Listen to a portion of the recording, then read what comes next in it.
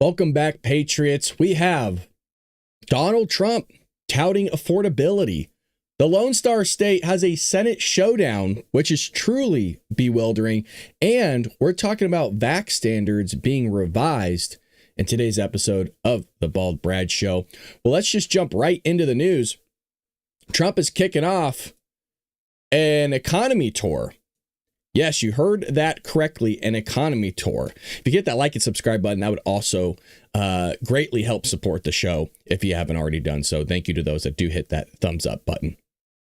So this is going to be one that goes straight to the heart of what Americans actually feel when they walk into the grocery store. It's really those kitchen table issues that Joe Biden always loved to talk about, but never really delivered.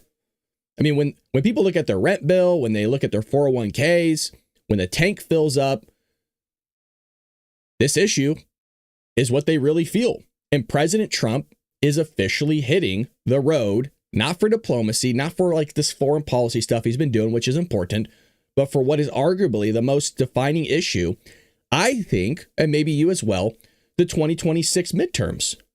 And what is that going to be? It's going to be all about affordability. And yes, the White House is calling it a nationwide tour. I mean, could we be getting Trump rallies back? Maybe. That would be awesome. That was like our shindig, was it not?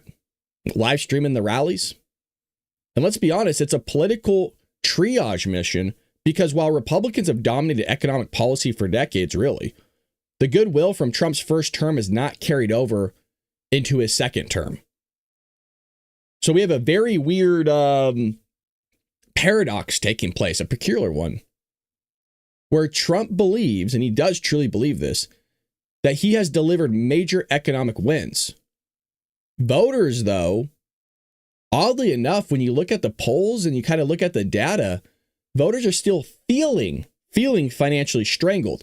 Now, some of that isn't due to Trump whatsoever. I mean, that is due to conditions that are way beyond his control. But again, we always like to point towards the president for some godly reason in terms of, well, he's the cause or she's the cause or this person's the cause. Doesn't matter what it is to all my problems. And the gap between perception and experience is going to be where the battle is going to be held. So why the tour now? The numbers that came out kind of spooked all those working in the West Wing.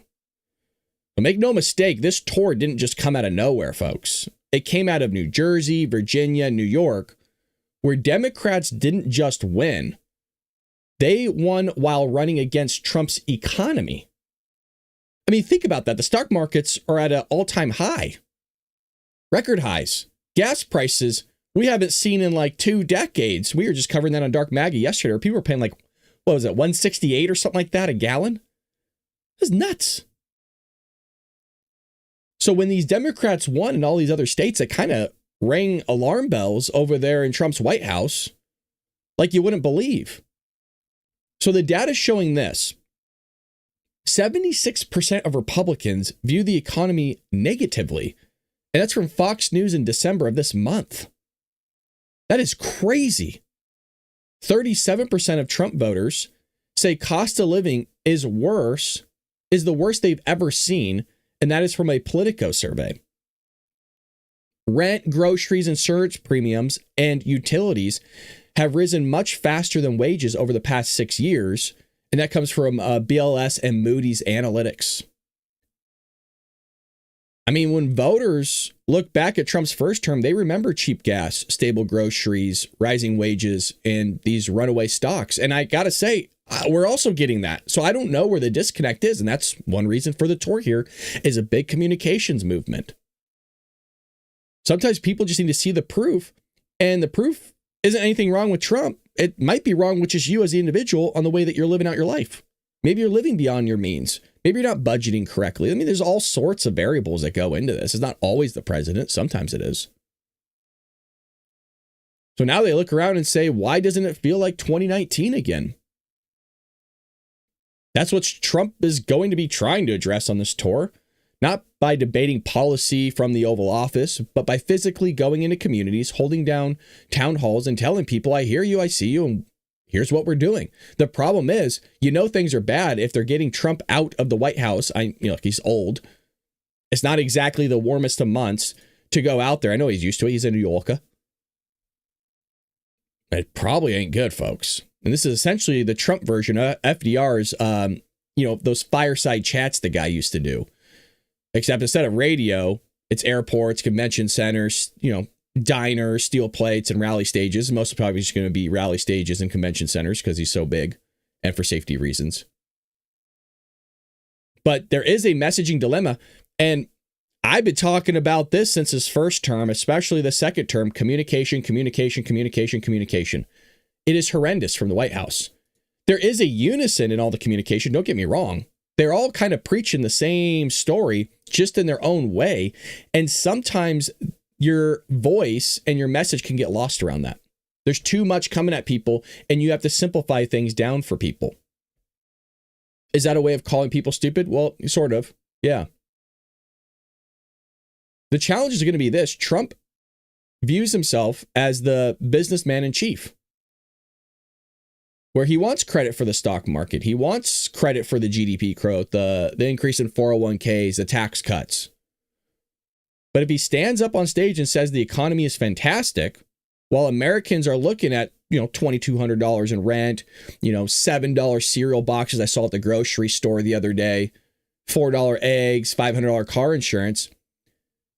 I mean, he kind of risks sounding like a CEO who lives in a completely different universe than the rest of us. And to be fair, he kind of does, right? He's a billionaire. Like he's going to the grocery store. I mean, I don't even know when the last time that dude's ever been to a grocery store. Even his advisors know this.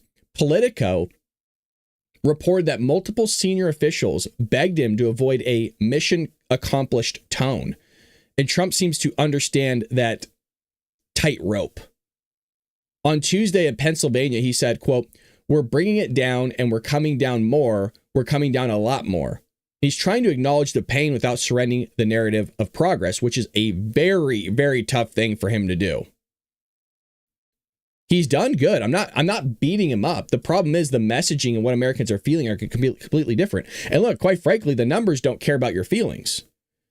Sometimes this is not, most of it, you guys, quite frankly, I know that we push a lot of this nonsense that, the president is the one that's really affecting the economy. Can he do it? Absolutely.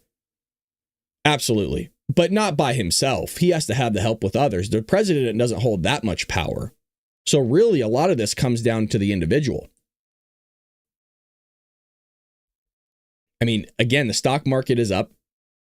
Doesn't mean wages are up. There's a lot of things going on, especially with AI. I mean, you think things are bad now. Wait till AI fully starts taking off.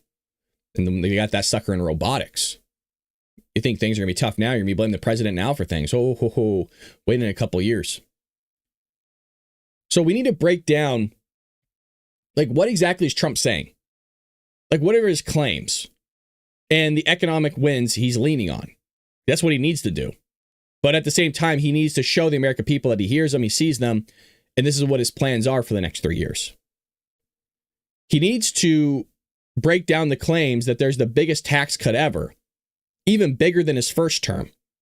And if you recall, the Trump administration did secure a large extension of individual and corporate tax cuts earlier this year. Nonpartisan analysis from the Tax Foundation project those cuts will boost take-home pay 2 to 4% for most families. Now, that should sound very familiar because I talked about how under Donald Trump's first term, his tax cuts saved Americans around 3%. And I got pushback for that. It's like, bro, as a tax accountant, doesn't mean I know everything, but I know the basics. Or I used to now. I mean, it's been a while. And I would say that these tax cuts under this new administration is even bigger than those 2017 tax cuts. And don't get me started on the 401ks. I don't even need to break that one down for you. 401ks are through the roof. I don't know what people are complaining about. I was looking at my information. I was like, whoa, okay, things are looking pretty good. Knock on wood. Hope they stay that way. Rent prices down. Now, this is partially true. The national rent inflation has cooled substantially. And when I was looking into it, I saw that it went from double digits in 2022, 2023 to near zero growth in 2025. But when you look at it, prices themselves are still much higher than pre-pandemic. But that communication is completely lost. And by the way, even if you do explain this to people that prices are sort of down, that they've stagnated, because of the damage that Joey did, they're still extremely high. I mean, really, Trump is almost in a lose-lose situation here if he's not careful, because Joe Biden screwed things up so bad. And we knew this was coming. We talked about it. This isn't like a shock. Things were screwed up so bad that it's almost like no matter what you do, you're damned if you do, you're damned if you don't, because people aren't going to feel it. They're just going to see, well, my prices are still high. The other messaging he needs to drop is dairy prices are dropping. I mean, remember, turkeys are down 33% from the Biden era. And this needs to, you know how he used to show that immigration teleprompter? He needs to show all of this stuff, the data. Most people can't read data, to be quite frank. But when you show them the data, they'll just believe it. But it needs to be obviously trustworthy and true. Don't just show them some BS. Now, the media are doing a fantastic job of pushing the narrative that everything's more expensive, but it's not. Again, turkeys were down about 33%, but they're saying everything's more expensive. You saw this most notably, not just from CNN, MSNBC, but also from the politicians like Gavin Newsom and others. I mean, there's a whole campaign to just lie to the American people. People just, lop it all up. They just salivate over it. They're idiots. Not everybody, of course. The big one that this needs to just be on every headline, and everything that comes out of Trump's mouth needs to just be this over and over and over and over and over and over again, is gasoline and oil prices are at a 7-year low. I mean, gas prices are so low. My jaw dropped yesterday. Really. I paused the show because I could not believe what people are paying across the country under $2. I said, people are paying like $1.60, $1.70 a gallon. I thought it was fake until some news outlet over there, I think it was like Fox News, like a local station, was doing a report on it. Like, wait a minute, so people are actually paying this? And then everybody in the chat's like, oh yeah, I'm paying like $2. Like, what? I mean, I live in California.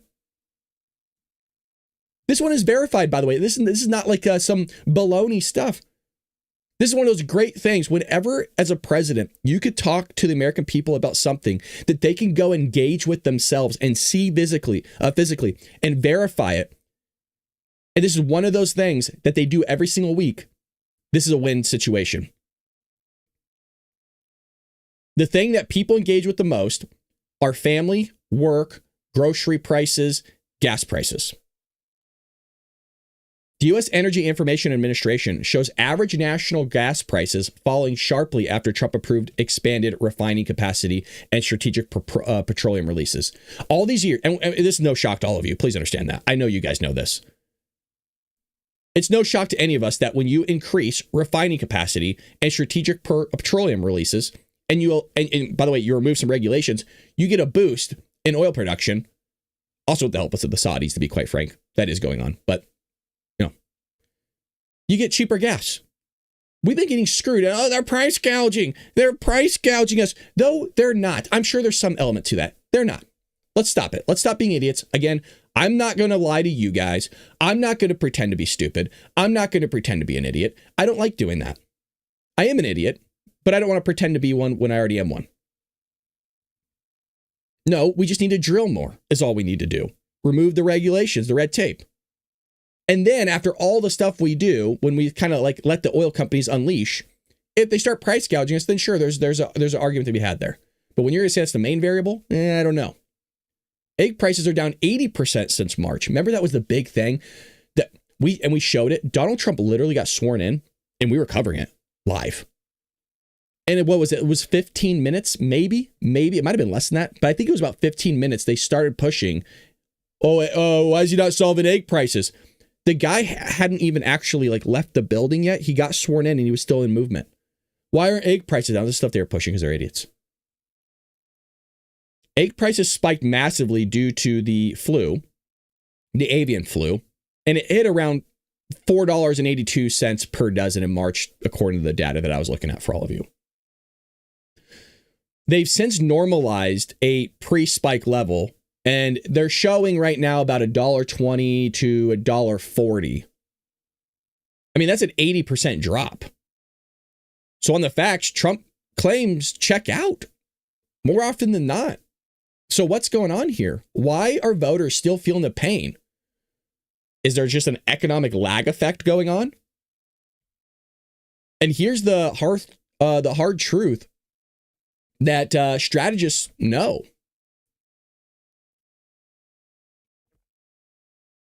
Even when inflation cools, even when you have this great stuff happening of gas prices dropping and when eggs come back down, the American people remember the jump and not the decline. And this is what we kind of led with all that information about the rent, the grocery bills, and the utilities and all the other stuff. When a family goes from $1,400 rent to say $2,200 rent, when their grocery bill goes from $250 to $380, or their utility bill almost doubles from $120 to $240, those increases that we saw under Joey's administration very rarely ever reverse. And we talked about this. The goal has always been, and Trump is accomplishing this. And for those longtime Bald Bradshaw listeners, you know I've said this. You know I'm not blowing smoke. I said the goal isn't for it to reverse. The goal is to slow it down and stagnate everything. It ain't going back. I mean, in some cases it will, like we see with gas prices. But not everything. Most of the stuff, like the rent, groceries, utility bills, the goal was ever just to stagnate it. My viewpoint on this was never for Trump to be able to reverse it. You know, some things you will be able to, but in totality, not really going to happen. So he's doing what he needs to do. I'm actually very pleased. Economists call this price stickiness.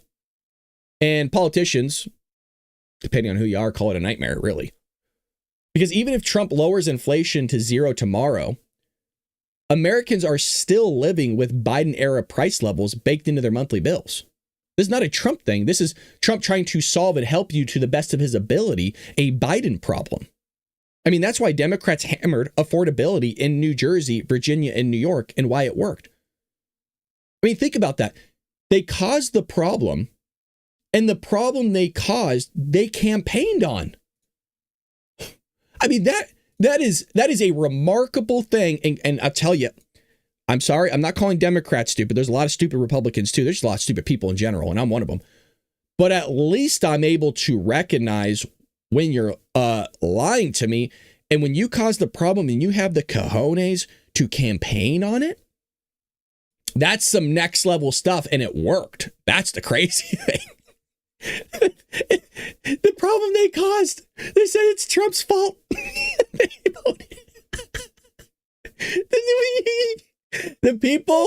The people that caused everything to go up, like your rent prices, for example, were campaigning that they were going to lower rent prices because rent prices were too high.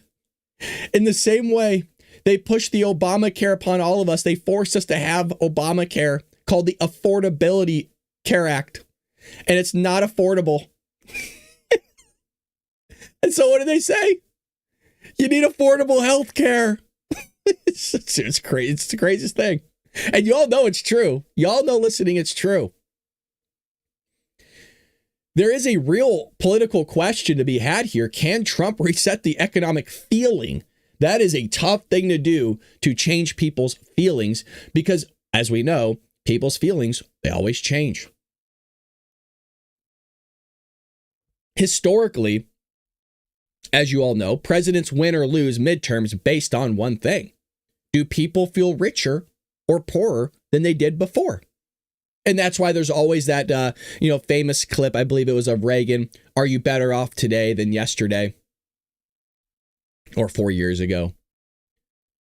And right now, folks, whether you like it or not, I mean, a lot of Americans feel poor. Even Trump voters.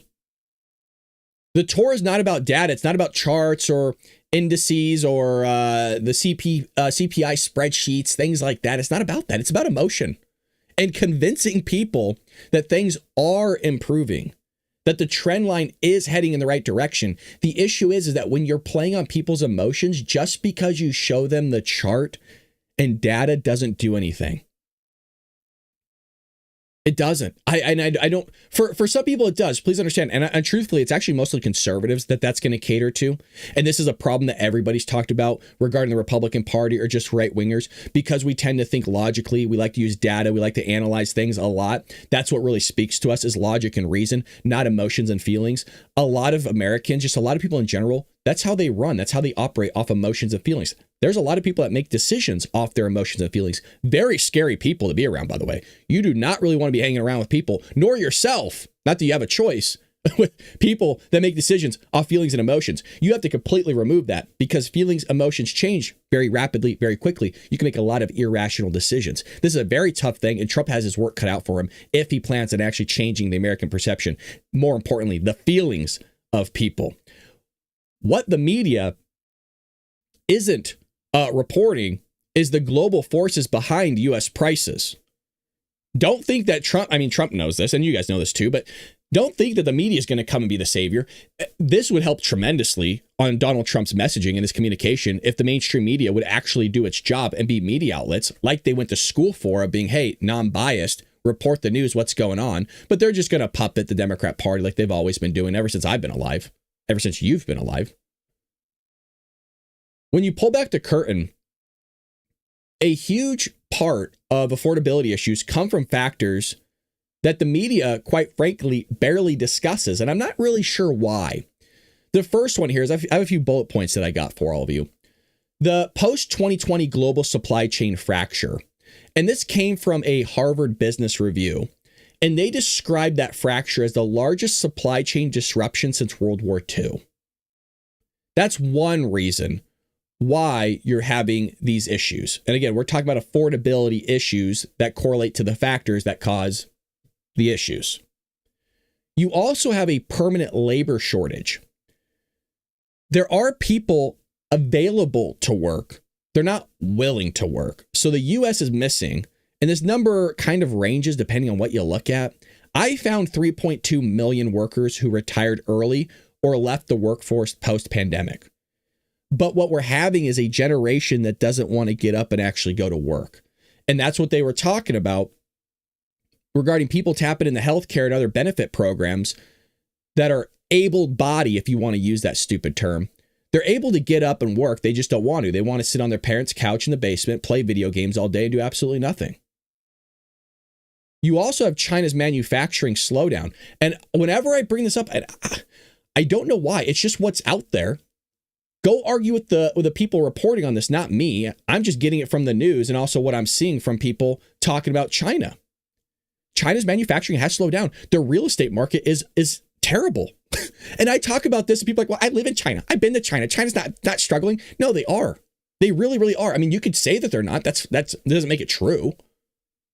The Wall Street Journal reports Chinese factory output fell from a third year in a row low, pushing up global prices for metals, plastics, electronics, and more. This is what happens when you have all your eggs in one basket and you rely on one country to produce so much product that when that country starts collapsing, you end up paying the price for it. But no, it's a good idea to make sure all our manufacturing's all of it's in China, our adversary. It's a genius idea. It really is. We put ourselves in a really great position, didn't we? Obviously not being facetious and a smartass. It's stupid. It still is stupid. And Democrats are still all for it, by the way. And by the way, so are Republicans. I'm not saying don't have any manufacturing there, but we got to, especially the most important manufacturing needs to be done with ourselves and our allies. And you can't rely on your allies. We tried that during COVID-19. I brought this up to Democrats when I was debating them on TikTok. And I said, what happens when things go south? A government goes usurpacious on its own people or on a foreign country. What do? They don't know. There is no answer. You want to know why there's no answer? Because the answer is us producing it. We had a surplus of stuff. Correct. You know how they phrase that stuff? They're never honest. They're always disingenuous on their conversations with you whenever you're debating people. It's like, why can't you just be honest? We had a surplus of certain items, not all. Most of the stuff we had to ask for people. And by the way, they didn't have it. China couldn't produce it. China was one of the main reasons. And by the way, never got any sort of backlash for releasing a pandemic upon the entire globe. There wasn't any penalties. Isn't that amazing? don't get me going on a rant right now. Isn't that amazing, though, that nothing happened to that country? Nothing. No human rights violations. Zero. It's the crazy. That will be always, I think, going down in history for my lifetime. That will probably be the craziest thing I will have ever seen in my life. That nothing happened to a country that deleted millions of people by allowing a freaking virus to unleash.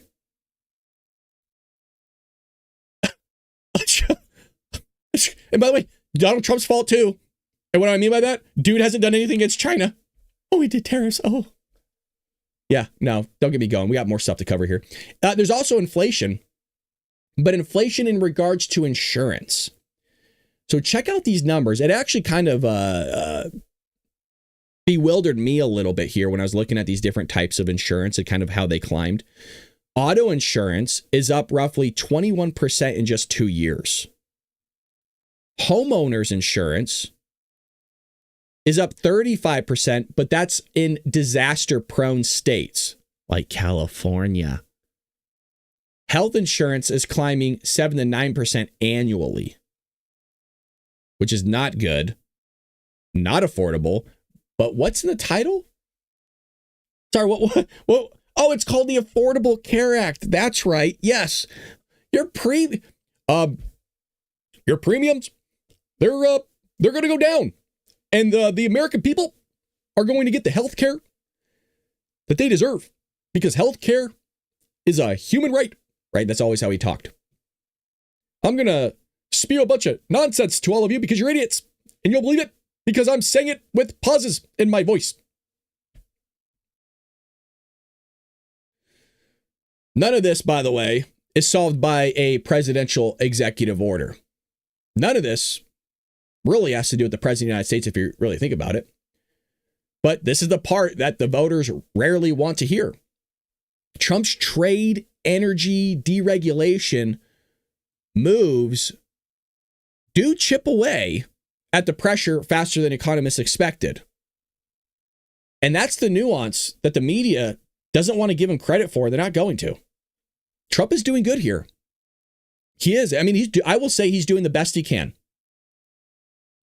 The messaging needs to be better, and that would help. But they don't want to listen over there. Trust me, they don't want to listen. They think their messaging is fine. Their messaging is horrid. I've been saying this since January 20th of this year, or whenever he got sworn in office. The messaging is garbage. I've never seen anything like it. There's like no unison. You'll have some dude on the White House lawn talking, say like Stephen Miller, who's great. Everybody's great in the administration. They're just not working necessarily as a team in terms of communication, saying one thing in his own way. Then you got another person in the White House press briefing room saying another thing. Then you got some dude over at the Pentagon with the DOJ saying another thing. They're all saying the same thing in different ways that are jumbled. And then you got some dude somewhere else doing an interview on CNN saying another. It's so bad, which is crazy because Donald Trump is usually very good at messaging. And I think he just has so much stuff going on right now that he's trying to solve that maybe he's just like, that's the least of my issues right now. We're just going to get things done. If people don't want to like it, or if they don't want to see the product of what we're doing, then so be it. I don't know. That one I can't figure out. The tour needs to accomplish these three things.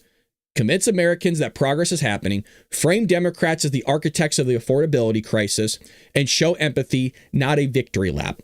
That's last one's going to be very, very tough on Donald Trump. And the person that he should talk to, in my opinion, to get that empathy is Glenn Beck. Because Glenn Beck said this: emotional connection over technical explanation. 100%. Dumb things down and really pull at their heartstrings is what Trump needs to do. And I firmly believe that. So that is his affordability tour that he is going to be doing. And my hope is that he does speak to a lot of Americans. And if he doesn't, then we might lose the midterms coming up. And it's really going to be down to that, unless something else happens. But right now, this is what it's all about. And again, shout out to gas prices for being low. That's still, I still can't wrap my head around it. Well, here's the next one. You're going to love this news article. This is always fun. Hold on, let me wet my whistle really quick. I'm actually really thirsty. I'm dehydrated. Oh, I don't know if you can see it on your screen, but there's something going on in Texas right now. Texas is officially on fire. Now, I don't mean literally fire. My bad. I don't mean that they're actually on like fire, like the weather. I'm talking politically. Because what just happened in the Texas Senate race was the sudden entry of Representative Jasmine Crockett. A lot of you like to say Jasmine Crockett shit, but look, I'm not going to put labels on people. I don't do that. I'm a good guy. I'm above that. And you have an implosion of the Democratic field, and it is reshaping the 2026 electoral map in real time. And trust me, the national media is not even close to explaining why all this matters. Oh, it's crazy. It isn't just about Texas, man. And it's not just about this Senate seat here. This is about a tectonic plate shift happening inside both parties, and a shift that could very well swing the Senate. A reshape midterms like we just got done talking about, redefine the Democratic brand heading into 2028. This seems like such a small thing, but it's actually really, really big. And I want to walk you through what's really going on here. The players, the power struggles, the national implications, the polling, the donor pressure. I mean, if you kind of look at all this, some would say maybe even a mini civil internal war that's happening or is about to be unleashed. Depends who you're talking to and where you're getting your information from. Some say it's already happening. Some say it's about to take place. And things are heating up. Representative Jasmine Crockett. She's such a knucklehead, dude. I don't know who's worse, AOC or Jasmine Crockett. There's a lot of them over the Democrat side of the aisle who are just knuckleheads. I mean, she is really a viral soundbite machine, is she not? She says a lot of stupid things. Matter of fact, can I just give you guys a quick teaser? Let me get it up really quick. That's what she said. Let me give you a little teaser on what she just said the other day. Past week I saw. Hold on, it's loading. And there we go. Just this past week I saw, I don't remember which celebrity, but it was actually a celebrity, and I was like, I don't know that that's not necessarily a bad idea, but I'd have to think through it a lot. One of the things that they propose is black folk not have to pay taxes for. I'm going to show you another one after this. Don't worry. Yeah, you heard what she said. Folk not have to pay taxes for a certain amount of time, because then again, that puts money back in your pocket. But at the same time, it may not be as objectionable to some people about actually giving out dollars. But obviously then you start dealing with the different tax brackets and things like that. And that's one of the reasons that, we argue the reparations make sense, because so many black folk, not only do you owe for the labor that was stolen and killed and all the other things, right? But the fact is, like, we end up being so far behind, right? And so it's like, how do you bring forth people? Exactly. And so it's like, okay, I'm done listening. There's another 20 seconds of this. I don't want to listen to it. But this is a great point by Lauren Chen. Black people make up 13% of the country, yet they contribute only 6 to 8% of federal income tax. Meanwhile, they are 20% of EBT recipients, meaning they are siphoning from the system more than they're putting in. Now, that's not even the worst clip. Let me find that other one for all of you. Hold on 1 second. I got to scroll down a little bit here. This is the one that we showed during Dark MAGA yesterday. If you're not a part of Dark MAGA, we do it each and every Tuesday and Thursday evening, 4 p.m. Pacific Standard Time, where we cover a lot more news than what we're able to cover here on the show. I'm going to shut my mouth so you can hear this. It is 20 seconds. I understood what was kind of pushing them there. And so I do want people to know that just because someone has committed a crime, it doesn't make them a criminal. That is completely different. Being a criminal is more so about your mindset. Committing a crime can come for a lot of different reasons. I understood.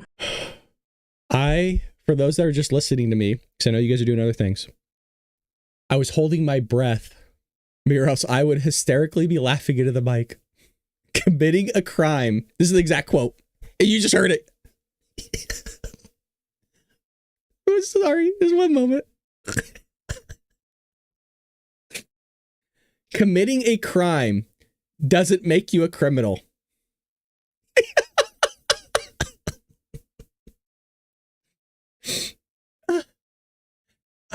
I will always be blessed to have the Democrat Party around in the sense of providing content. I mean, she's the next Karine Jean-Pierre. She's the next Sideshow Bob. Look, you got to laugh at it. You got to, because if you don't, you're just going to be crazy. Oh, my God. That play, I think that play. Did y'all hear what she said? We're going to play it again because it was that good. What was kind of pushing them there? And so I do want people to know that just because someone has committed a crime, it doesn't make them a criminal. That is completely different. Being a criminal is more so about your mindset. Committing a crime can come for a lot of different reasons. I understood. Oh, my God. Okay. Wow. Wow. So that Jasmine Crockett has officially jumped into the Texas Senate race. And Democrats are acting like it's the best thing that's happened since sliced bread. Now, they're doing that publicly, okay? It's the best thing ever. But privately, Democrats in Washington are panicking because this is the best they got. I'm sorry. Folks, there's millions of people in this country. This is the best you have to offer is Jasmine Crockett, AOC, Cory Booker, Hakeem Jeffries, Rashida Tlaib, Ilhan Omar. I mean, this is the best you have to offer. And here's why they're panicking. Because Crockett is not a moderate Democrat. She's a far left progressive who is vocally aligned with the squad. I mean, she's a frequent guest on MSNBC and a master of viral confrontation politics. This is the same Jasmine Crockett who got into a televised shouting match with Marjorie Taylor Greene. I should just leave her on my screen for all of you. She compared Republican policies to Jim Crow, accused Texas Republicans of running a white supremacist legislation, voted for far left bloc on immigration, police funding, energy, and spending. I mean, it's not a subtle entry into the race. This is a grenade with a campaign slogan on it. And the NRCC, the National Republicans, knows it. They immediately blasted out messages that Crockett could be the Democratic nominee because Republicans want her front and center. Now, be careful what you ask for, because that was the same exact thing that we were pushing for over in New York with Mamdani. Now, to be fair, I wanted Mamdani to win because I want to see what kind of actual socialist policies he puts in place and see if they works or not. Seems as if they works or not. Why? Because no matter how blue Austin is, the rest of Texas, quite frankly, is not MSNBC. But why do Democrats think that they can win Texas? And why are they wrong? Well, again, let's address that obvious question. Why do Democrats think they can win a statewide seat in Texas? And there's a couple reasons. The first is demographic shifts. If you look at it, Texas has grown by nearly 9 million people since 2000. The urban centers, which is like Houston, Dallas, Austin, San Antonio, those areas, they've completely expanded. And younger transplants trend slightly left, not to mention all the people coming from California and these leftist dominated areas like Washington, Oregon. Those are all coming to Texas because they don't want to, poop and sleep in the same bed. Democrats outperformed expectations in 2024 and 2025. Remember, you have the victories in New York, Virginia, New Jersey that we talked about previously. And that's kind of make you a little bit cocky over there on the Democrat Party. And some would say very cocky. Some of you just like saying the word cocky, don't you, you weirdos? You also have John Cornyn's vulnerability. Cornyn's approval only sits in the low 40s, man. And that's among Republicans. There was a poll that was conducted by the University of Texas last quarter. And what that showed was nearly 30% of GOP voters prefer somebody else.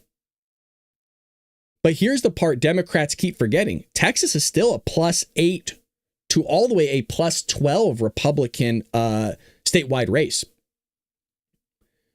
Beto O'Rourke, the skateboard dude, lit $90 million on fire. Do you guys remember Wendy Davis on how she crashed and burned over there? And then even with Biden level turnout in 2020, Trump still won by almost 640,000 votes. Texas isn't just a red state. It's mostly a culturally red state. Crockett doesn't change that culture. She amplifies it. That's for sure. So there's a problem within the Democrat Party, and it's a Crockett problem. And they don't know what to do. And this is a problem that Nancy Pelosi faced with AOC back in the day. And it seems like there was some sort of agreement between the two behind closed doors that I'm not sure what exactly that agreement was, but something happened because they were butting heads for a while. And now Nancy's retired, thank God. But all that leaves is a vacuum to be filled, and that's being filled with the progressive left. So the Democrat Party is not going to move more center. They're going to move further left. And the media will enable it and help them do it. And here's where things get really dangerous for Democrats. If Crockett becomes the nominee, moderates in those suburban districts, especially Dallas or Fort Worth, maybe Houston, they get tied to her like an anchor chain to their ankle. Republicans will portray them as anti-police, anti-border security, anti-energy industry, anti-gun, pro-deficit, pro-tax hike progressives. I mean, all of it would be true. And whether those moderates like it or not, they'll have to answer for Crockett's MSNDNC personality. But if they don't embrace Crockett, the progressive wing revolts, donors are going to revolt, turnout collapses, and Democrats split themselves in half. Not to mention that this is a gazing wound, a gushing wound for the Democrat Party, because now everything that comes out of this woman's mouth, you can use as an example of how nuts this party has become. In a way, it's a lose-lose scenario for the party. Even Politico acknowledged this last year, that the greatest weakness in Texas is, quote, messaging fractures between moderate South Democrats and progressive urban Democrats. And Crockett is one of the main contributors, along with AOC, Ilhan Omar, and everybody else in the squad, to this fracture that's taking place. The Republican side, some would call the Texas Thunderdome, is that John Cornyn, I believe is how you say his name. I might be mispronouncing his last name, and forgive me, who's the incumbent, some would say the establishment pick. He's backed by the NRSC and has the donor support, the infrastructure, and decades of connections. But the issue that he's facing right now is he has MAGA distrust, conservative fatigue, and Trump skepticism. Now, he's a safe candidate for the general election, but he's also the weakest candidate for the primary. The other one that's in the lineup is Ken Paxton. He's fresh off surviving impeachment attempts. Paxton is the choice of grassroots conservatives. He's got an enormous loyalty among the activist base, excuse me. And he frames himself as the warrior willing to challenge the system, which people really, really speak to and with him, which is why he has that activist base. You also have Wesley Hunt, and some are calling Wesley Hunt the rising star of this because he's a veteran, he's a businessman, and one of the most charismatic Republicans in the state. He also has deep ties to Trump world, and because of his veteran and business persona, Trump loves that. And Trump loves Hunt. And that's not a secret to anybody. And the nuclear truth here is Trump's endorsement will decide this race most likely. And right now, the data shows Paxton has the base energy. Hunt has the Trump world momentum, and Cornyn has the establishment firewall. But with Trump, what you will see is the polls will shift 30, 40 points overnight. People are going to go with what Trump wants. So it's not a three-way primary. It's just really who Trump's going to decide to pick. Now, well, who has he picked then? And why hasn't he endorsed anybody yet? So if you notice, Trump has been slower with endorsements in this cycle for some odd reason. And he knows that his endorsements now carry more weight than ever. And he has three choices, which we've gone over. You can basically endorse Cornyn, and that's only going to piss off your base. You endorse Paxton and go to war with the establishment, or you endorse Hunt and elevate a rising MAGA-aligned star without the baggage. What I found was when looking into Axios, strategists close to Trump were talking about how Trump views Texas as a prestige state, is the phrase that was used. One moment. A prestige state is what Axios said, meaning the person representing Texas in the Senate must be loyal, electable, scandal resistant, media savvy. That's a big one for communication, and reliable on policy. Hunt checks almost all those boxes. Paxton really only checks the loyalty box, and Cornyn checks the electability box. Most likely, in my opinion, it's probably going to be Hunt, but I'm probably going to be wrong. But why does this matter nationally? I mean, we're talking about Texas. We're talking about all these different states. Because if you zoom out, Republicans need one seat to flip the Senate. Democrats need everything to go right to hold it. If Republicans lose Texas, the map collapses. If Democrats fail to compete in Texas, they will miss their best stretch goal opportunity. So the race matters, basically. The polling and data trends are showing that Cornyn versus Democrats is a +6. Paxton versus Democrats is a +2. And then Hunt versus Democrats is a +8. So he's still your best bet. Not to mention he meets most of the qualifications that I think a lot of MAGA supporters would enjoy. Internal polling by the GOP shows the primary at Paxton at 34, Hunt is at 31, and Cornyn's at 28. So Paxton's leading the race, even though he's a +2 against Democrats. So if you want me to say that again, Paxton has a +2, but internal polling within the GOP is showing him at 34%. So right now they are 34, 31, 28, which is all within a margin of error technically.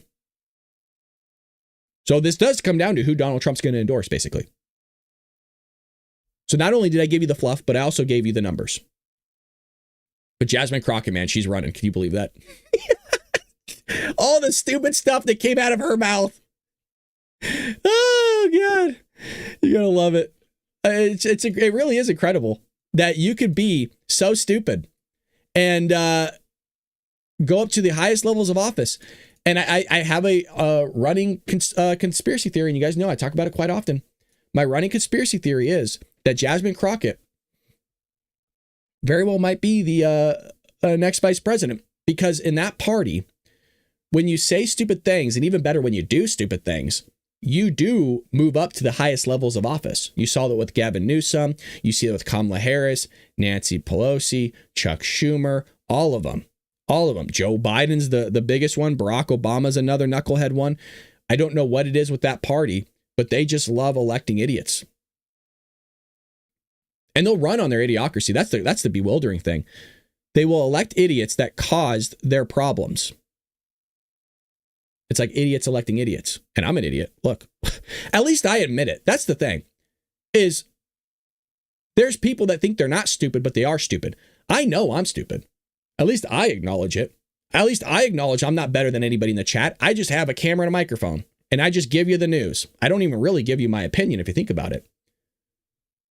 Sometimes I'll weasel my opinion in there, but quite frankly, a lot of you probably don't really care about my opinion, and I wouldn't blame you, which is why I'm just giving you what the Axios is saying, the Wall Street Journal, the Washington Post, the Daily Wire, what everybody else is saying, and you can make your own decision off that. You're smart enough for it. The last thing you want is an idiot like me telling you what my opinion is. If I'm going to call myself an idiot, why would you want an idiot's opinion? Now you can listen to an idiot give you the news. And that's what we're doing here, baby. By the way, hit that like button if you haven't already. It really does help support the show. Always appreciate your guys' support and your kindness and hitting that thumbs up button. Hopefully I didn't miss any super chats. If I did, I apologize. I don't have enough screen space for everything to see really a ton of the chat, so I apologize. Let me actually go up here and see if I missed anything. Un momento, por favors. Let me scroll up. All righty. I think we're good. If you do want to make a donation, baldbrad.com is there for you. That's always greatly appreciated. So thank you to everybody that donates. All righty. Well, we have this for you right here. Let me see if I can zoom in a little bit. There you go. See, you guys can see that. Is the FDA vaccine revolt. And there's a quiet civil war inside America's medical state that's happening. What you have here is, for the first time in modern history, we're seeing the nation's top drug regulator pull back the curtain and say, yeah, those vaccine approval shortcuts we used for years, we're not doing that anymore. And the medical establishment is losing their minds over it. But behind the outrage, behind all these editorials, behind the former FDA brass screaming in unison, there is something much deeper going on. A quiet civil war inside the fourth branch of government. And this should sound very familiar to you because we talked about it yesterday on the show. That's why you want to be here every morning. Because you're like, fourth branch of government, Brad, there's only 3. Well, the Supreme Court is hearing a case about a fourth branch of government. And if you missed yesterday's episode, don't worry. You can watch it after this one. It is uploaded for you. The fourth branch of government is the regulatory state. Vivek Ramaswamy likes to call it the bureaucrats, these unelected officials that basically run everything. And they have more power over your life than Congress ever will. Yesterday's episode was extremely, extremely important for me to cover that case. It's huge. And this time, they're being forced to answer for decisions that they thought would be the light of day. The memo that blew a hole in the public health machine that happened is this right here. There's a catalyst for this entire firestorm. And the catalyst was described in a memo by, and I'm going to mispronounce this guy's name, but it's on your screen for you, Dr. Vinay Prasad. He's director of the FDA's vaccine division. He's an oncologist, academic researcher, and public health dissident who has criticized sloppy science for years. Now he runs the FDA's vaccine division, and he did something unheard of. I know, wait for it. Everybody pause, wait for it. He told the FDA the truth. His memo proposes this. There's some new requirements here. Fully randomized clinical trials, even for updated routine vaccines, real-world efficacy data rather than relying on antibody levels, robust safety tracking, especially in children, clear risk-benefit analysis that the public can understand. What that really means, if you kind of look at all 4 of those, if you were to put it in layman's terms, is no more just trust us, bro. If a vaccine can't prove it works in real-world conditions, then it doesn't get approved. If a vaccine has side effects that outweigh benefits for certain age groups, guess what? It doesn't get recommended.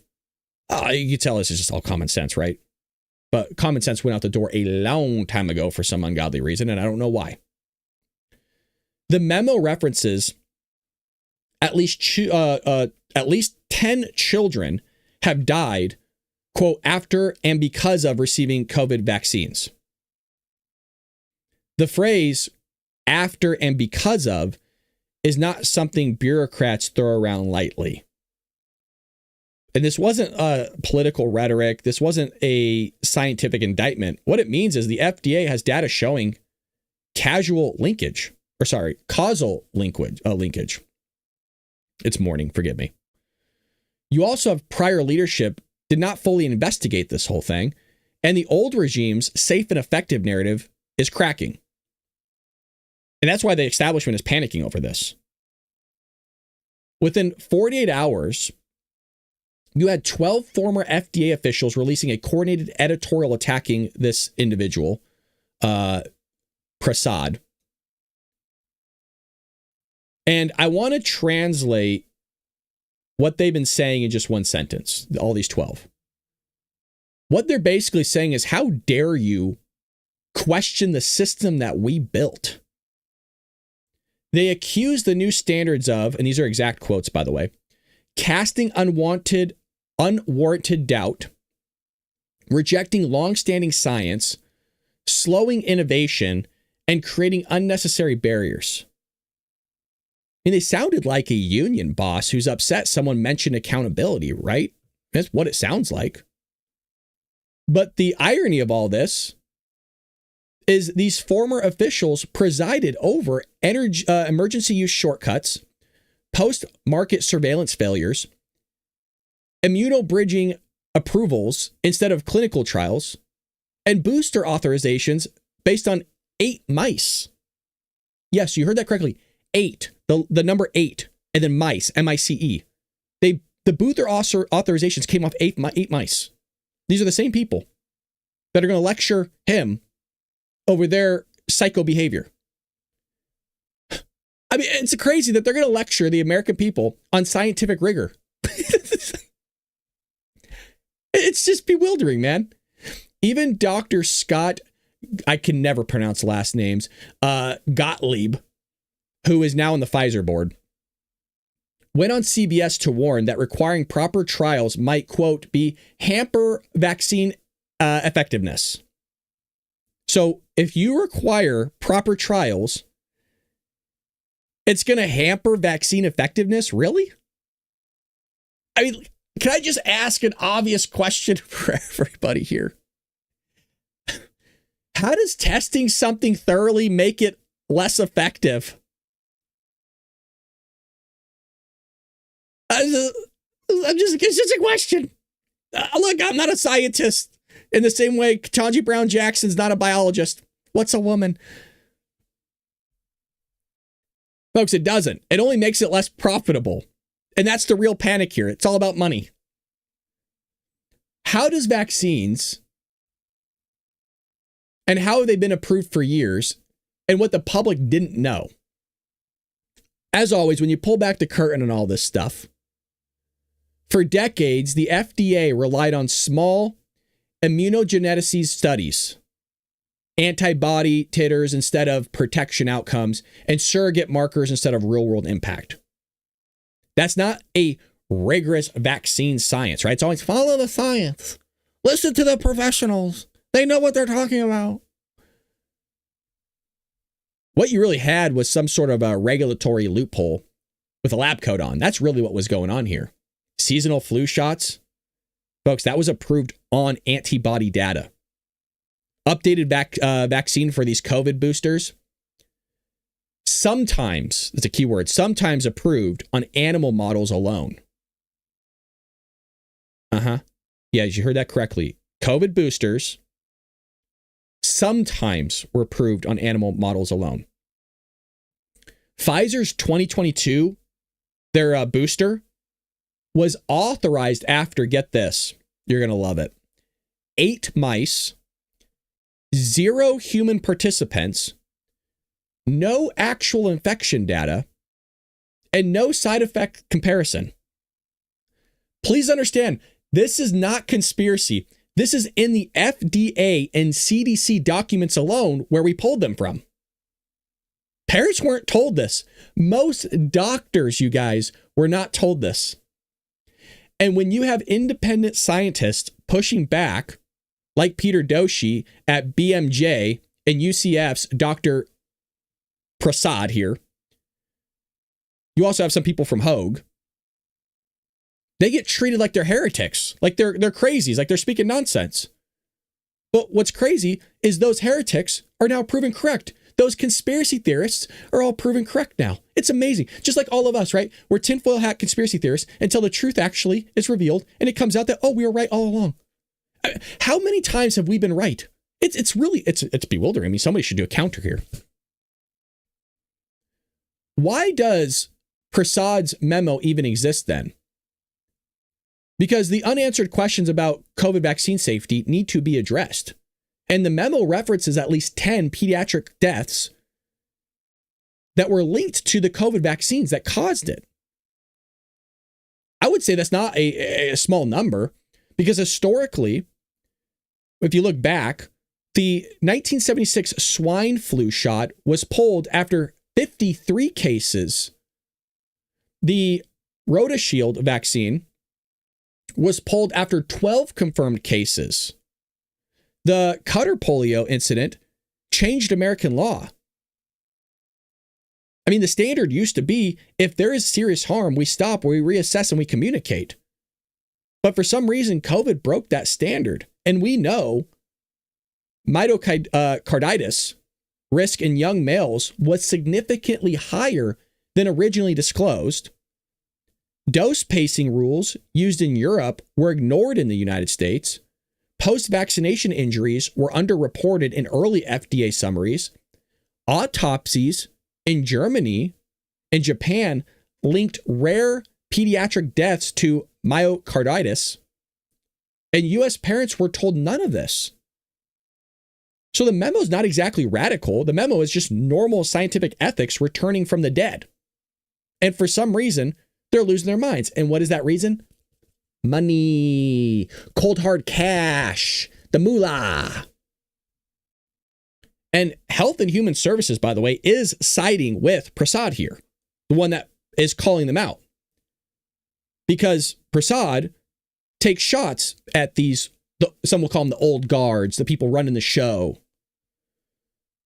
Health and Human Services, led by RFK Jr., said the quiet part out loud, quote, "The fact these criticisms are coming from former FDA officials who opposed raising the bar for vaccine science confirms we are on the right track."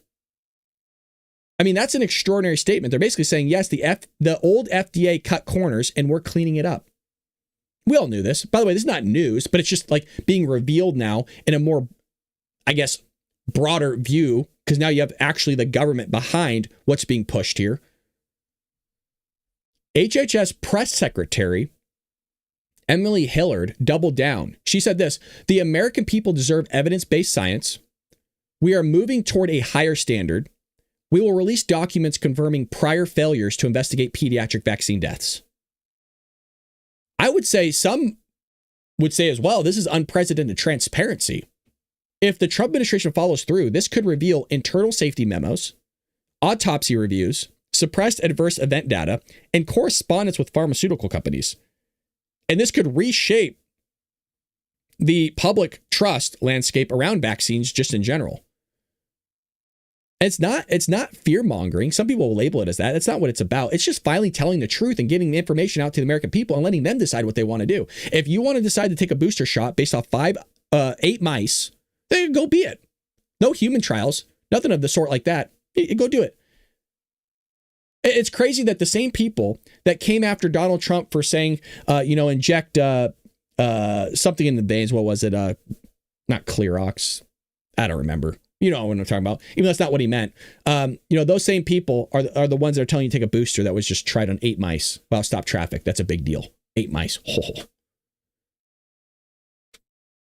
But again, why is the medical establishment panicking?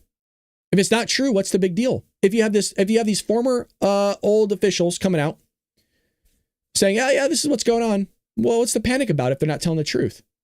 Well, we know what the panic's about. And it's not about science, oddly enough. That's a crazy thing. They're exposing the science of how these people basically experimented on children and people just in general. And they're upset over everything else other than the science. What this is about is liability, funding, reputation, regulatory capture. If you randomize trials and that becomes mandatory, what happens with that is booster updates slow down dramatically, profit cycles slow down, pharma's influence over FDA decisions completely shrinks drastically, career bureaucrats lose power. Look, money's power, and they're about to lose it. If you remember, former FDA officials often leave FDA and immediately join, or even consult for that matter, the very companies they regulated. So this is what economists call the revolving door problem. You see this with Congress too. Congress does the exact same thing. They'll lobby and do all these things, and they end up working for these big oil companies, these big energy companies, just make a boatload of cash. What you have is a regulatory revolution. And it's not just about the vaccines. This is about unitary executive shift happening across federal agencies. And that phrase keeps getting brought up, which is why I keep using it. It's the unitary executive. And this is what the Supreme Court's hearing about.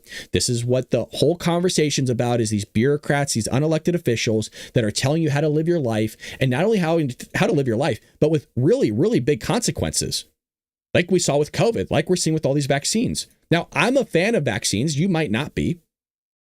But I'm a fan of vaccines when they actually have the data that supports it, not doing it on 8 mice and going, let's use it on everybody.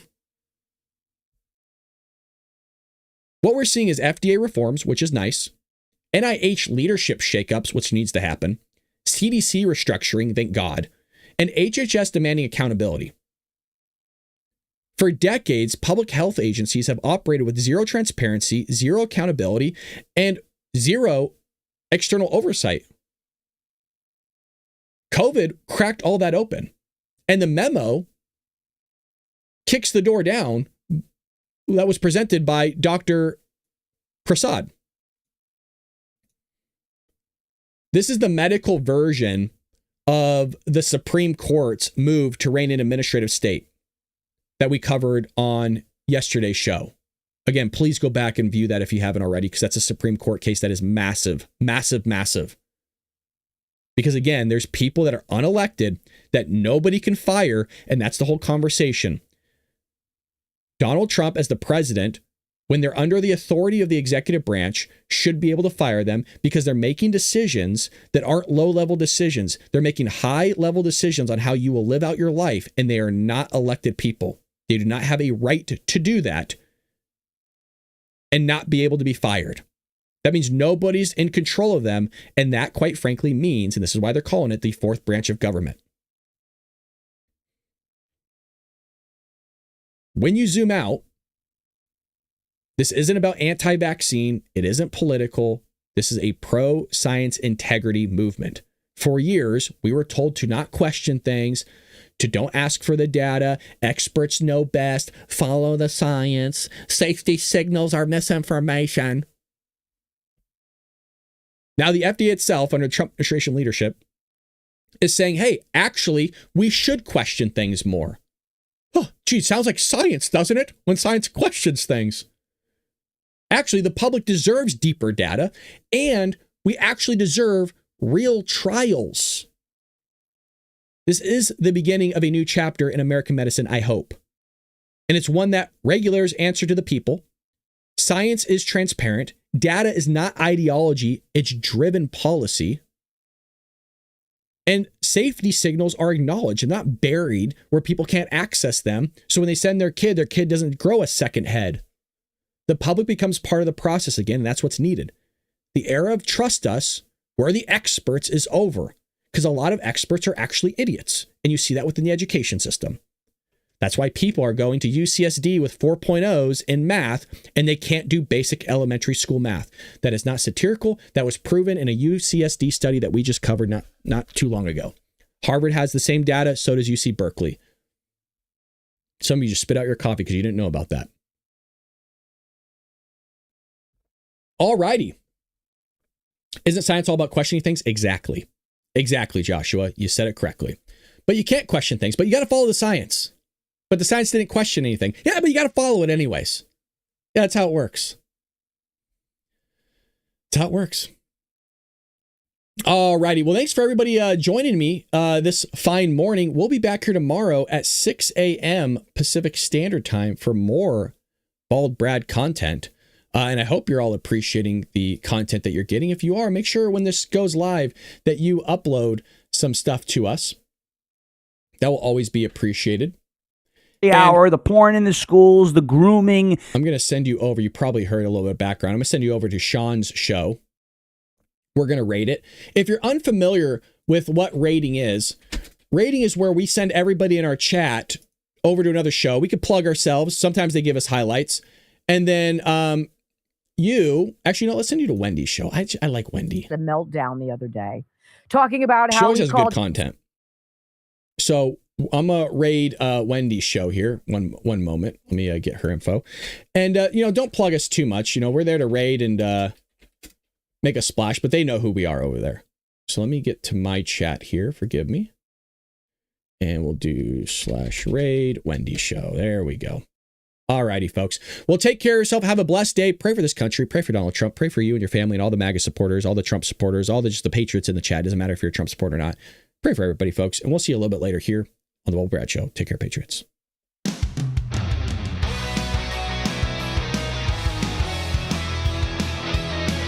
ideas into the greatest place on planet Earth, America.